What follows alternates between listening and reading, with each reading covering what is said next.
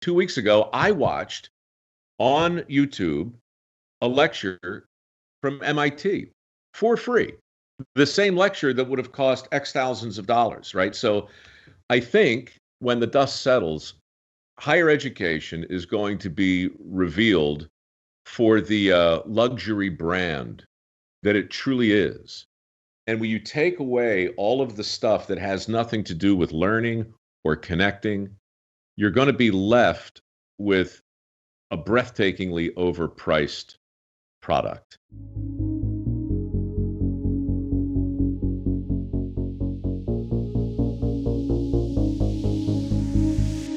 Let's actually back up for a second and talk about your foundation a little bit, because everything you're saying right now, I think, does get to a trend that I've been seeing for a while, which is I've had so many guests who come from academia, and so much of our national conversation is about outrage culture and cancel culture and what's happening at colleges. And now, because of YouTube, average people, and I mean that in the best sense of average, all of us can watch incredible thinkers give lectures. You can watch Jordan Peterson lectures on YouTube for free and maybe get more information from that than you can from a semester that you're paying 25 grand for. So talk about your foundation and sort of, can you just relate that a little bit to what you see happening with higher ed relative to, if you have a trade right now, it's like you are essential, again, in the best sense of essential. I'm not putting down the non-essential. Maybe we can come up with a better word for it right now. Well, we should, because everything has a season. And part of the reason we're locked in this endless feedback loop of nonsense is because we're in love with cookie cutter advice. And so we dispense it with certainty. And this is what politicians do to be elected. They have to. They have to say the thing that's going to resonate with the most people. And so they wind up retrenching to bromides and platitudes and tropes. That's what safety first is. That's why Cuomo said, no measure, no matter how draconian or drastic, could be deemed unjustifiable if it saves a single life. Reasonable people know that's a lie. Reasonable people know that when United Airlines or American Airlines says, here at blankety blank airline, your safety is our priority, we don't really believe that, because seconds later they invite us to strap ourselves into an aluminum tube and defy gravity at 700 miles an hour. Okay. The truth is on the back of the ticket, rules of carriage. Read that and you'll hear the truth. So we don't tell people the truth in a lot of ways, but when we lie to them now, the consequences are catastrophic. So we've got to get past the cookie cutter advice, the bromides and the platitudes. If there's a silver lining, to answer your question, and I think there probably are a couple of them, I don't know when we'll see them, but the way we learn surely has to be among them. What we're doing right now, I mean, opinions will vary, obviously, but this is meaningful. No. Everyone's on board what we're doing right now. Trust me. I mean, we're having a grown-up conversation. I don't feel rushed to provide you with a soundbite. You listen more than you talk, which most hosts don't do. So, you're doing a bunch of stuff right. And 2 weeks ago, I watched on YouTube a lecture from MIT for free. The same lecture that would have cost X thousands of dollars, right? So I think when the dust settles, higher education is going to be revealed for the luxury brand that it truly is. And when you take away all of the stuff that has nothing to do with learning or connecting, you're going to be left with a breathtakingly overpriced product. And when you look at schools like Harvard, who didn't refund the tuitions for canceled classes, they didn't even refund the room and board, Well, people are going to get used to this screen. They already are. But I think more and more are going to take deeper dives into more interesting ponds. And they're going to find big thinkers with easily accessible ideas who are exponentially more interesting than professors. And soon, I hope, our obscene love affair with credentialing is going to stop. And we're going to pause in every imaginable way and look at what is essential, not just in workers or in work, but in education, in food, in fun.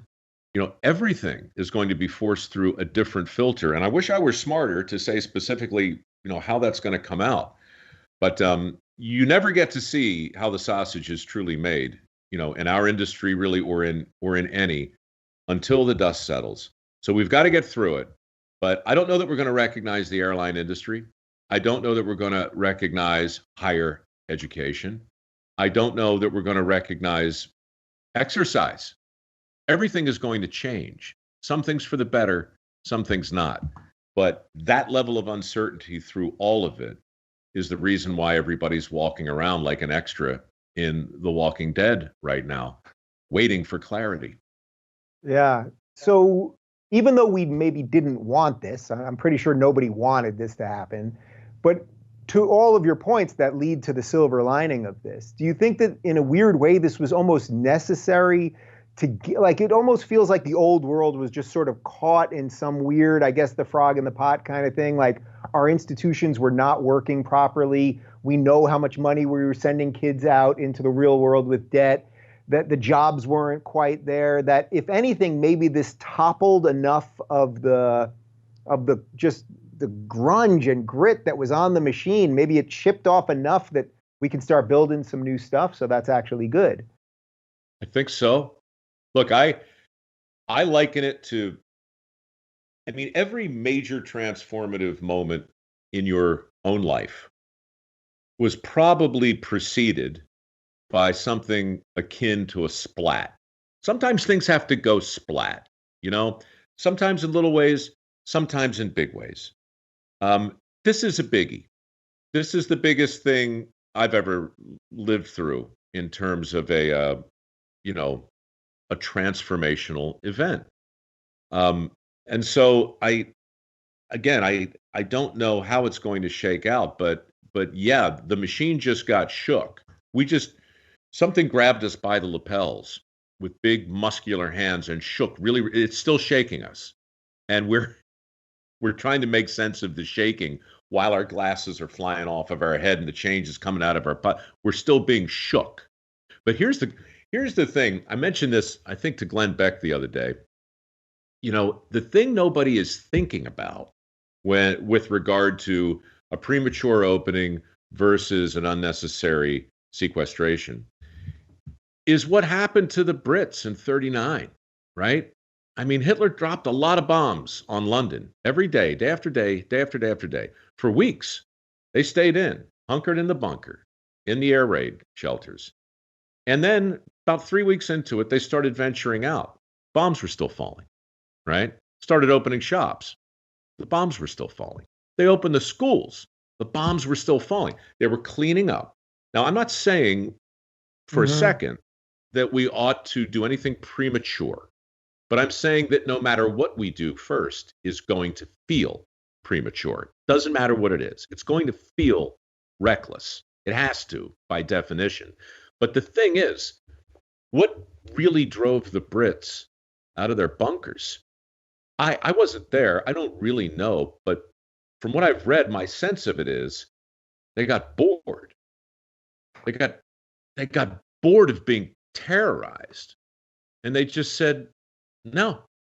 And they had enough time, as horrific as it was, they had enough time to let it sit for a minute. And there's no way you're coming out after day 2 or 5 or 8 or 12, 14, 20, right? And so it's very personal. And there's a herd mentality just as surely as there's a herd immunity. And the first ones to go will look reckless and crazy, but then others will follow. And then pretty soon, you're a guy who gets behind the wheel of your car and drives across the state knowing full well that 40,000 people are going to die this year as a result of traffic fatalities. But you get in and you strap up and look, you do a lot of things. I mentioned Cuomo earlier, and I'll circle back. If he really believed it, then why not get together?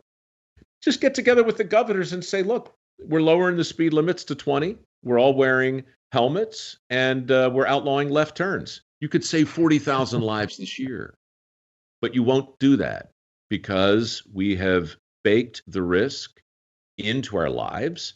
And at base, we are a safety third kind of people. If you're looking for more honest and thoughtful conversations about lifestyles instead of nonstop yelling, check out our lifestyle playlist. And if you want to watch full interviews on a variety of topics, check out our full episode playlist. They're both right over here. And to get notified of all future videos, be sure to subscribe and click the notification bell.